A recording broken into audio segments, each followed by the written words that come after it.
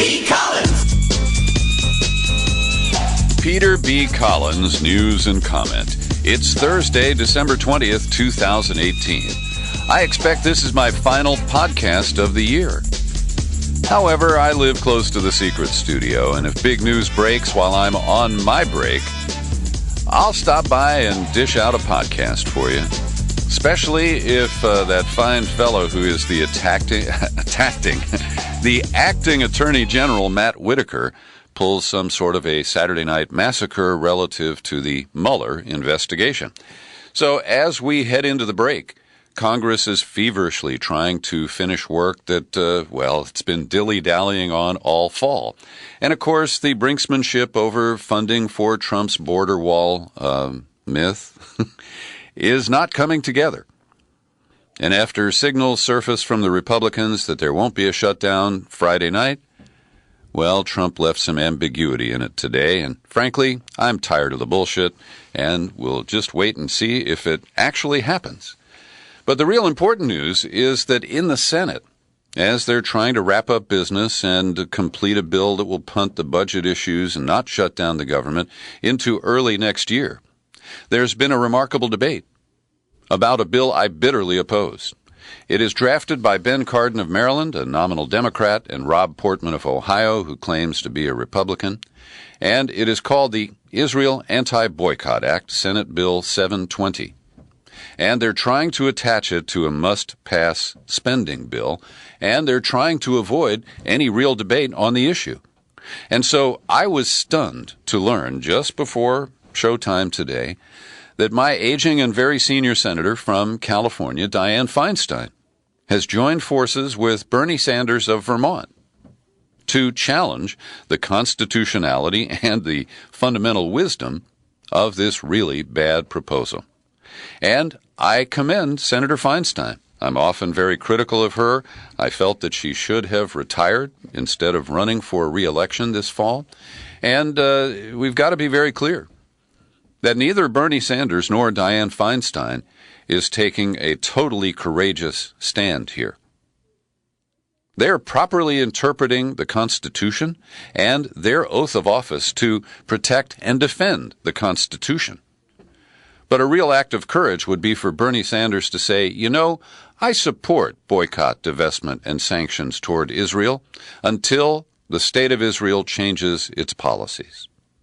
That's not what Bernie is saying, and I want to be very clear about that, because in his letter that he co-authored with Dianne Feinstein and sent to Mitch McConnell and Chuck Schumer, the respective leaders of the Senate, they explicitly said they don't support BDS, but they recognize that this is unconstitutional. Quote, while we do not support the boycott, divestment, and sanctions movement, we remain resolved to our constitutional oath to defend the right of every American to express their views peacefully without fear of or actual punishment by the government. Now, in this era, where both parties are captive to Israel and its American arm, AIPAC,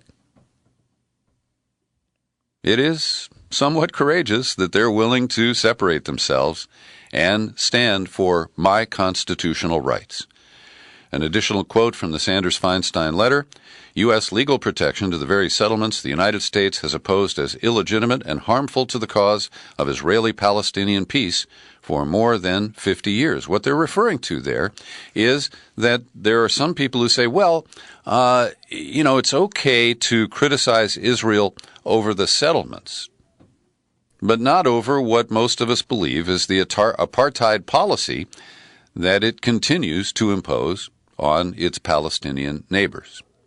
And the legislation, as it is written now, it's been amended several times, still would leave violators liable to criminal financial penalties of up to $1 million.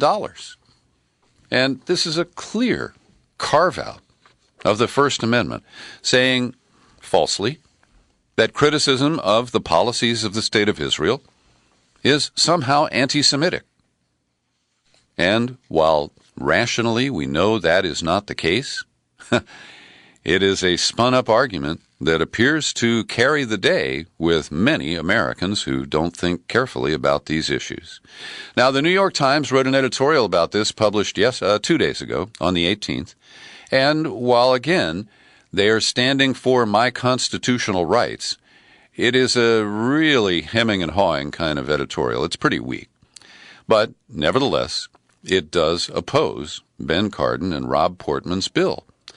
It says the aim is to cripple the boycott, divestment, and sanctions movement, which has gathered steam in recent years. And there is hypocrisy in the way this bill is being described. Because they say, don't worry, there are no criminal penalties, just fines on organizations and corporations. But it is defined by its supporters as a way of crushing the BDS movement. And you can't have it both ways. We say, this is very narrowly crafted to you. That's not true. And the Times correctly says that the Israel Anti-Boycott Act is clearly part of a widening attempt to silence one side of the debate that is not in the interests of Israel, the United States, or their shared democratic traditions. Hey, what about my First Amendment rights, Gray Lady? Well, they also say, look, the Palestinians are criticized when they resort to violence. Should they be deprived of nonviolent economic protest as well? Well, I think that's a good argument. So I am pleased to see this very late-breaking action in the U.S. Senate, and it remains to be seen how many Republicans out of the majority will break ranks to support my constitutional rights, and even how many Democrats will align with Sanders and Feinstein, recognizing that this is, at its heart, an unconstitutional measure. And credit to Glenn Greenwald. I've been trying to get to this story all week. I complained on Monday, there is so much to cover. And I've had a hell of a time deciding, what to include in the podcast, and maybe I'll get this in tomorrow. So I've linked to Greenwald's piece at The Intercept about the case of the woman from Pflugerville, Texas, who has been teaching for years as a speech pathologist and therapist at a local grade school. Her name is Bahia Amawi, and she's the only employee in the district who speaks Arabic. But this year, when her contract came up, she was asked to affirm that she would not boycott Israel during the term of her contract of employment. And she said, well, I'm a Palestinian American. I have 4 kids. I have relatives in the West Bank. I don't consider myself an activist, but I do avoid buying products from Israel. This is a personal choice, she said. I'm always aware of the products and where they come from. It's just a habit of mine. So she is a careful shopper. And she consciously decides where her dollars go and where they don't go. That is a fundamental right of any American. And she is now suing the school district and the Attorney General of Texas to fight for her rights.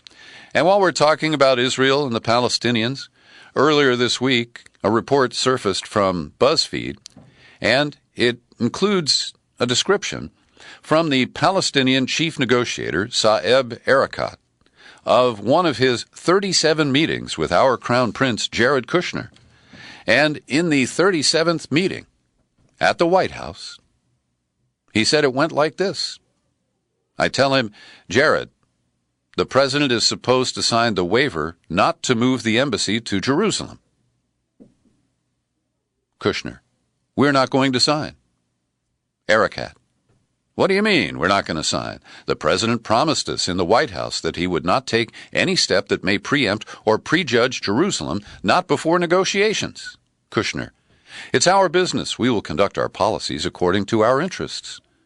Erekat, look, if you do this, you will have disqualified yourself from any role in the peace process. Kushner, don't threaten me. Erekat, read my lips. You will have disqualified yourself from any role in the peace process. Kushner, you don't know the changes that are happening around you in the Arab world. Erekat, well, the best thing for me is to be a student, so teach me. Kushner, shouting, don't be sarcastic. Erekat, I'm not being sarcastic. What do you mean by changes? Do you think Arab countries will open embassies in Tel Aviv and accept Jerusalem with the Al-Aqsa Mosque as Israel's capital? To them, Jerusalem is a red line, all of them. Saudis, Qataris, Egyptians, Jordanians, Bahrainis. So what are you talking about? Kushner. This is our business, our policies. This is the guy who is supposed to have a secret peace plan that's going to be crammed down on the Palestinians. But it's not ready for prime time. We've been told to expect it for years now. And it could be that the way Kushner has handled himself to date is a big part of the problem there. Now to yesterday's Twitter announcement by the president that U.S. forces will be withdrawn from Syria forthwith. And I find the reaction to this absolutely fascinating. I didn't hear any commentary. I watched the public television news hour. Rachel Maddow worked this story over. I've got quotes here from the New York Times and other outlets. Nobody is saying, hey, Trump recognized that Obama had blundered by putting U.S. forces into Syria, by playing a role in that conflict to begin with, and by imagining that our covert efforts could bring down both the Islamic State and the Assad government simultaneously. Nobody's talking about the idiocy of Obama's policy that Trump has mercifully put to rest. Now, I don't for a minute support the way Trump did this. It was an emotional outburst, probably driven by his desire to distract us from all of the other problems that he has, like the wall and Mueller. Nonetheless, I celebrate the announcement that U.S. troops could be withdrawn from Syria. Now, there are going to be all kinds of efforts to backstop this and prevent it from happening.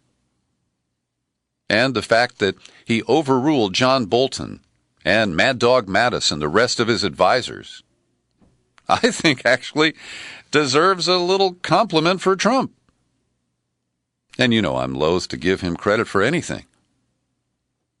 And, of course, his reasons could be all wrong. But overruling John Bolton, I think that's a good day in Washington, D.C., and I haven't seen anybody acknowledge that in any of the comments that I've read so far. And Marco Rubio, who loves a good war, said that this is a major blunder. If it isn't reversed, it will haunt this administration and America for years to come. And, of course, this makes idiots out of all kinds of people like Brett McGurk, who's running the Syria program for the U.S., and all of these other advisors who've been saying, piously that, oh, we're going to be there for a long time. Like James Jeffries, State Department Syria envoy, told the Atlantic Council that the U.S. would stay in Syria until the Islamic State is defeated, Iranian influence is curbed, and there's a political solution to the Syrian civil war. And Trump just said, nah, never mind. Now, I realize there are consequences from this kind of impulsive action. It left the Pentagon, our allies, virtually everyone flat-footed. But I still stand by my position that we had to get out of Syria one way or the other. And I guess this is the other. And aside from longtime peaceniks like David Swanson, I'm not hearing anybody say, wow, we're taking a break from endless war? We're accepting that we had no positive influence in Syria and no business being there in the first place? And, of course, Vlad Putin, who is depicted as the guy who holds the leash on Trump, he held the decision, saying that Donald is correct. Now, that doesn't help domestic politics, but it doesn't mean that Putin is wrong. Now, whether you like Russia's role in Syria or not, Bashar al-Assad asked for help, and Russia delivered it. Nobody ever invited the United States to put 2,000 or 4,000, whatever the number is, of troops. Nobody invited the U.S. to support the covert operations, the myth of the Free Syrian Army and the moderate rebels. Nobody. It was unilateral. And to that extent, I agree with Putin. Oh boy, I'm gonna I'm gonna take a lot of shit for this. I can see the emails coming now. Oh, Peter, you Putin apologist. Can you think clearly? Can you hold more than one thought at a time? That's the challenge I offer you, friends.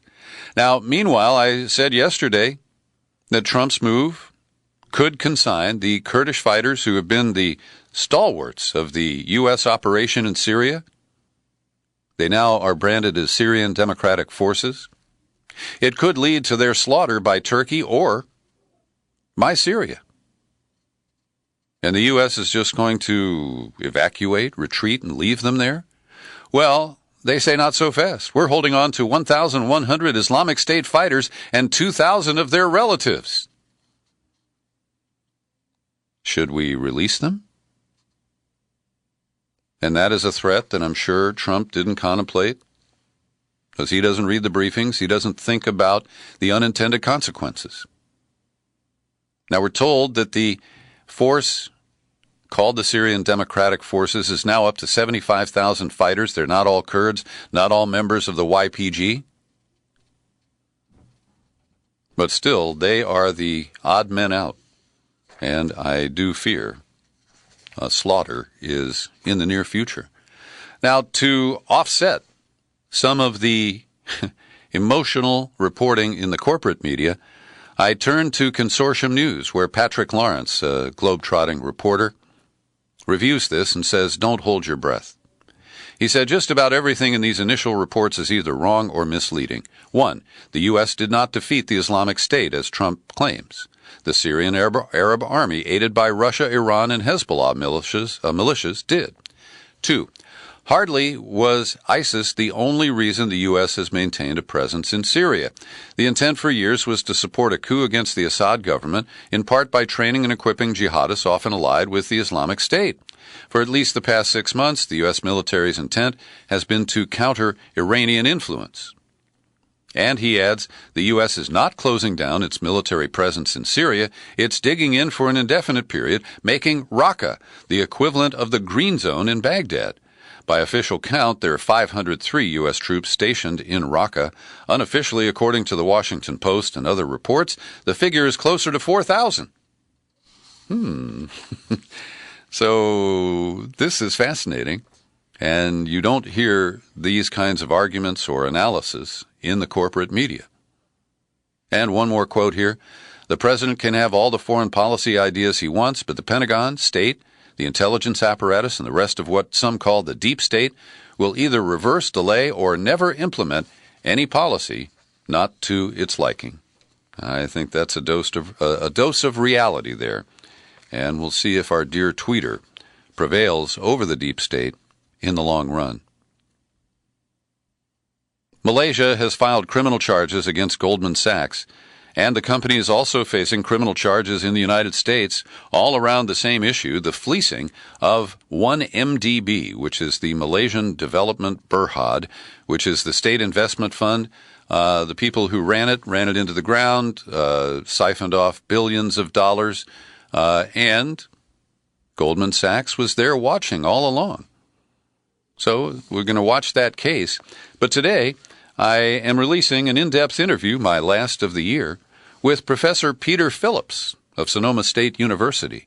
And his powerful new book with rich detail is called Giants, the Global Power Elite. And in this excerpt, Peter Phillips describes the couple of hundred people who have excessive control. These are the super-connected asset managers at only 17 firms who represent the financial core of the world's transnational capitalist class. Here's Peter Phillips. But as I was studying the NASDAQ investment policies for these giant investment companies, the ones that were public, I started seeing they're all invested in each other. So we calculated the number, and we found out under NASDAQ investments, there was $400 billion. Those 17 companies had over $400 billion invested in each other, and that was just like a quarter of all their investments. So it's a giant network of capital with a small number of firms, all interconnected in one giant cluster of centralized control. It's very data-rich. 199 names, with paragraphs about these people, all in 40 pages or 50 pages. Sounds like, I could just skip that. But the important thing is not to. Mm-hmm. Because when you read those 199 biographies, at the end you go, okay, I get it. These people are the same. They're wealthy. They have these positions of power, and they're running the world, or the world runs for them, and governments are working on their behalf. So it is a insight into the global power elite that really hasn't been available to us at this level. I invite you to listen to the full interview with Peter Phillips. It's available today for subscribers at peterbcollins.com, iTunes, TuneIn, Spreaker, Stitcher, and I hope you will check it out when you find time during your own holiday break. The book is fascinating, and as I say, it names names and it profiles how they are employed by one company and serve on the board of another, how these big firms are cross-invested in each other. It's a fascinating, revelatory book, and you can find it at the website of Project Censored, censored.org. And that's the best way to purchase that book. Every day I like to pause when I remember and thank the people who support my work here at the Peter B. Collins Podcast with your subscriptions. And I want to thank Craig in North Bend, Oregon. He is a guy who chips in a few bucks when he has a chance, and I value his contributions as much as anyone else's. And the Postal Service here in San Rafael returned 2 of his recent letters to me, and I went and kicked some ass at the post office yesterday, and we have fixed the problem. So if you recently sent mail to me and had it returned, will you please try again? I apologize for the errors there in the return of mail.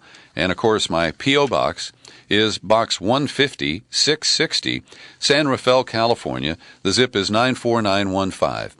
And my last appeal of the year, it's time for you to take out a subscription. Come on over to peterbcollins.com. Click menu. Click Become a Subscriber. You land on the sign-up page. You choose a level of support you're comfortable with.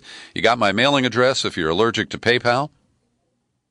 I would really appreciate your generosity and support as we head into 2019. Trump took it on the chin from 2 federal judges yesterday, including the one who kind of went postal at the Mike Flynn aborted sentencing hearing the day before. That's Judge Emmett Sullivan in Washington. Now, Sullivan was appointed by Poppy Bush, and he, as you know, gave both Mike Flynn and the Mueller prosecutors a hard time at the hearing about sentencing the other day. Well, yesterday, he issued a blistering ruling rejecting the flawed rationale offered by former Attorney General Jeff Sessions regarding political asylum in the United States. And he said that when Sessions just unilaterally announced that you could not apply for asylum for domestic abuse and certain other situations, the judge wrote that this was arbitrary, capricious, and in violation of the immigration laws. Now, that's pretty strong language, and the judge issued a national injunction to back up his words. And here in San Francisco, the Trump administration saw the court overturn the rules that were announced on November 9th, banning asylum for anyone who entered illegally from Mexico outside the designated ports of entry. And District Court Judge John Tigger said that federal law allows no such limits, reaffirmed his conclusion in a preliminary injunction, noting that a federal appeals court had upheld his earlier order.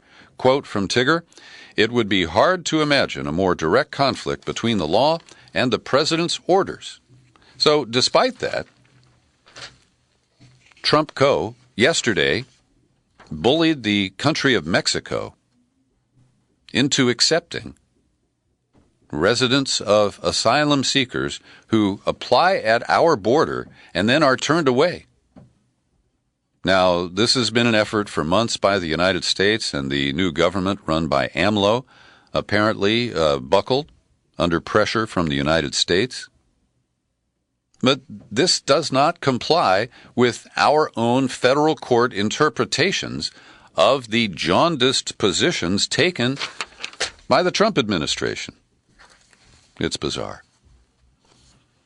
Now, earlier this week, I reported to you the New York Times reports based on their analysis of Facebook and other information, which alleged that there was a Russian scheme that was very successful in manipulating African Americans in the United States. And as I pointed out at the time, they falsely connect what is perceived as lower turnout by African Americans as successful manipulation, when it was the voter suppression schemes aimed at black voters by Republicans that produced that reduction in participation by black voters. Now, the study that the Times relied on was in part provided by a company called New Knowledge. Now, tuck that away, because New Knowledge is the source of today's blockbuster report about how New Knowledge conducted secret experiments during the special Senate race between Doug Jones and Roy Moore in 2017. They spent $100,000 on a secret effort to use false Facebook ads. They created a Facebook page on which they posed as conservative Alabamians, using it to try to divide Republicans and even to endorse a write-in candidate to draw votes away from Roy Moore. It involved a scheme to link the Moore campaign to thousands of Russian accounts that suddenly began following the Republican candidate on Twitter, a development that drew national media attention. The report says, we orchestrated an elaborate false flag operation that planted the idea that the Moore campaign was amplified on social media by a Russian botnet. Now, this was an effort to sow discord by Americans in an American election. And I consider this to be totally outrageous. And yet, this is treated as bad Russians, good Americans. And I hope it doesn't create some kind of backlash where Roy Moore can act as a victim, pull out the Ten Commandments, and somehow unseat this kind of worthless Democratic senator named Jones.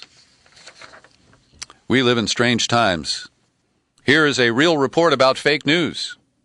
The respected German magazine Der Spiegel has fired a reporter and editor named Klaus Relotius after discovering that he fabricated parts of at least 14 articles, and part of this was discovered because of people in Fergus Falls, Minnesota, where Relotius showed up to write a story about a coal plant employee. He made up the name of one of the people he quoted. He made up a slug on the sign on the edge of town. He made up a lot of stuff. And a couple of people who were just drinking coffee and reading Der Spiegel, I guess, decided to research the fake claims that he had made. And this apparently led Der Spiegel to discover further fabrications and fire his ass. And speaking of journalists who go sideways, I know Clara Jeffrey a little bit. She's one of the co-editors of San Francisco-based Mother Jones magazine. And Mother Jones has gone off the deep end on Russiagate. I don't read it much anymore. But Clara took to the Twitter machine yesterday, and she posted what she purported to be survey results from African American women. And she says, Kamala Harris is showing 71% support, Beto O'Rourke 38%, Joe Biden 25%, and Bernie's at the bottom of the heap here with only 12%. And then Clara says Bernie's never going to be the nominee unless he turns those numbers around. Well, the Twitter fans pushed back and said, only less than half of the people in that survey identified as African Americans. And the sermon that you gave there is kind of offensive to black Bernie Sanders supporters. One tweet says, to show that Bernie lacks support among black women, Clara Jeffrey circulated a poll in which less than half of respondents were black women. All respondents were self-selected operatives, politicians, and donors. Expect a lot more of this junk. Well, we shall. More truth-telling about Beto O'Rourke. Now, I have to admit, like most people, I was seduced by his great campaign against Ted Cruz in Texas, which came up short by, about 2.5 points. And now Beto is seen as a contender for president. And to his credit, David Sirota has overcome the Twitter criticism of his former boss. I think she was his boss. Anyway, she currently runs the Center for American Progress, where Sirota worked when it was first opened back in around 2005, if I remember correctly. Anyway, I've linked to Sirota's piece. He shows that on critical issues to progressives like consumer protection and the Consumer Financial Protection Bureau, on issues related to fossil fuels and energy, immigration and criminal justice, that Beto O'Rourke has often voted with the Republicans. And one bill that is particularly annoying was it eliminated the polygraph requirements for people who want to work for the Border Patrol. And my old pal Luis Gutierrez, who I believe is retiring from his congressional seat in Chicago right now, he said anyone who votes for this bill is voting to support and implement Trump's views on immigration, his desire to militarize our southern border, and his fantasy of a mass deportation force. O'Rourke joined Republicans in voting for the bill. And so I don't demonize Beto O'Rourke. I want people to have an honest understanding of his record before you decide that he should be the Democratic nominee in 2020. As expected, the judges on district courts closed ranks to protect the one of their own who was elevated to the Supreme Court. As you may know, there were 83, I exaggerate, 83 complaints were filed against Brett Kavanaugh by lawyers, doctors, professors, and concerned citizens. And there's a process for filing these objections in a federal system. They go to the Judicial Conduct and Disability Act, and that doesn't apply to Supreme Court justices. So on that technicality, they have flushed away all of the objections to the demeanor that was displayed by Brett Kavanaugh, the accusations that he lied about his drinking, the open case of the allegations of Christine Blasey Ford. All that is just history, because the judges said so.